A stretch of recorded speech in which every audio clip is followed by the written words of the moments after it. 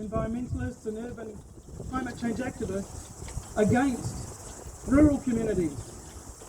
And it's dividing our country. Now, if we are in a climate emergency, we need to unite as a nation behind the climate change action and response that we need to do.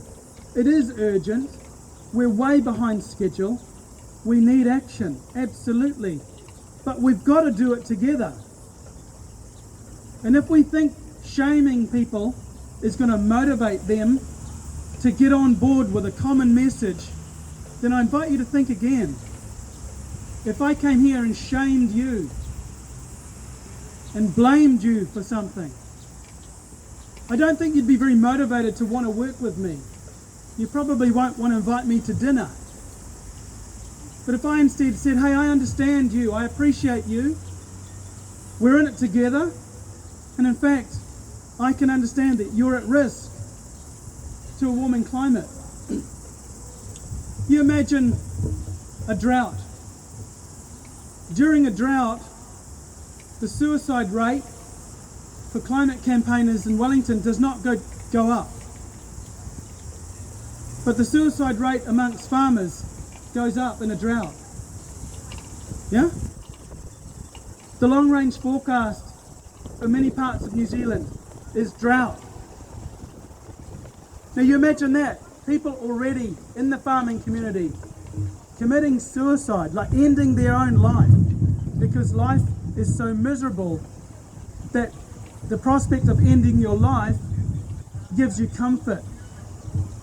Now imagine also you're being hounded by environmentalists from the city telling you that you hate nature. Yeah? Those people are not going to be motivated to work together.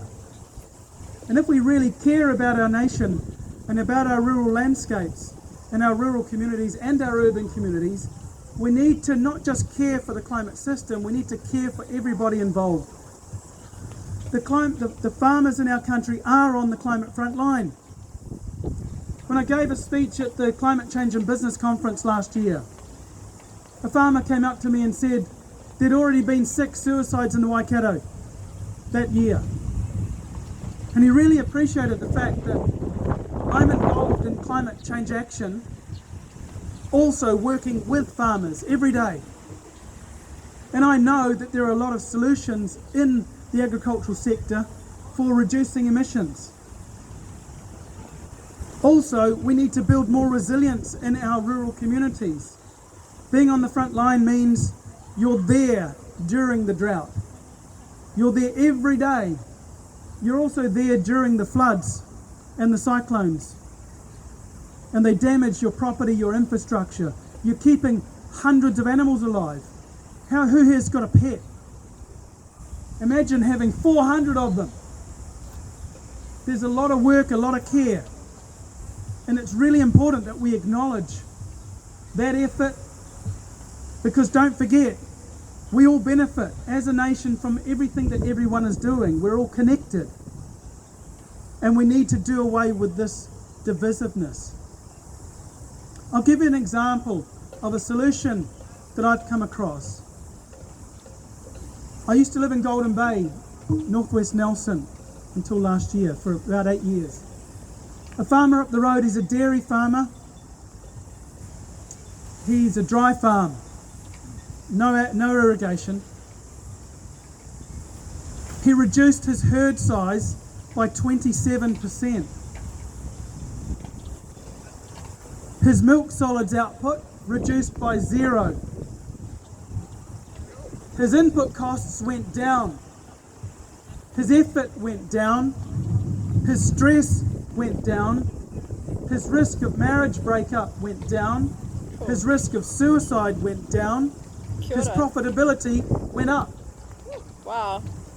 Now imagine doing that across the nation, reducing the national herd by 27% whilst keeping milk solids output the same. Think of the benefit to our waterways when we reduce the volume of fertilisers that go into landscape, because this kind of farming doesn't need so much. Think of all of those benefits that come from this kind of activity This is an example of farmers doing the right thing, and they need to be encouraged and supported by people like us. I'm working with farmers in the North Island and in the South Island on a daily basis, and it's deeply encouraging to me to have so many people that are willing to work together.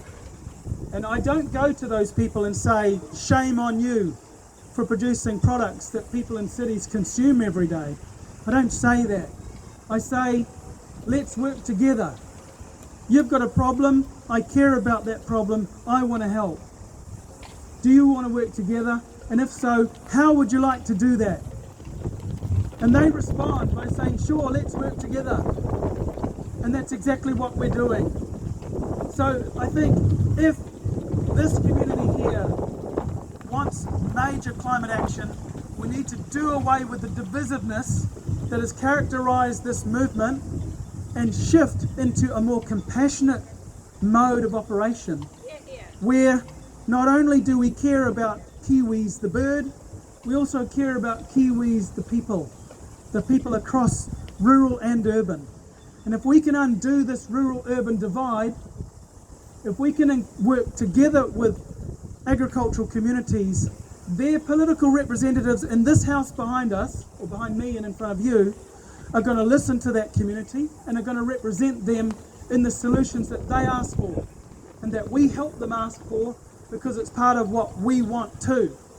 We want the rural communities to be prosperous. We want rural communities to be resilient. We want rural communities to be less at risk to climate change. And when we do that, emissions will go down. When we plant trees on landscapes, they soak up carbon. When we reduce herd sizes, we reduce emissions. When we reduce nitrogen fertilizer inputs by growing more clover and let nature do the work, we're reducing nitrous oxide emissions. There are many clever, smart ways of actually doing this work. But if we only shame people, they won't want to do it with us. We need to produce an outcome which is a sea change, a dramatic change. So something's got to change. We need to get outside of our bubble and include another bubble. You've seen bubbles forming, and when one touches the other, they join. And there's still two bubbles, there's a membrane between them. And then if you watch for a little bit longer, the membrane disappears and they are no longer two. They are one bubble. We need to be one bubble if this climate emergency is going to be addressed by us successfully. Let's find our way to get laws and regulations and incentive mechanisms ramping up. Let's get investment happening and flowing into rural communities and into climate solutions, divesting from fossils and investing in clean development. That will happen when we join the bubbles and cease to be two and become one nation again. I invite you to do it. Come along for the journey, make friends along the way, and you'll see that a lot of solutions start to happen that we never thought were possible. Thanks for listening. Wow.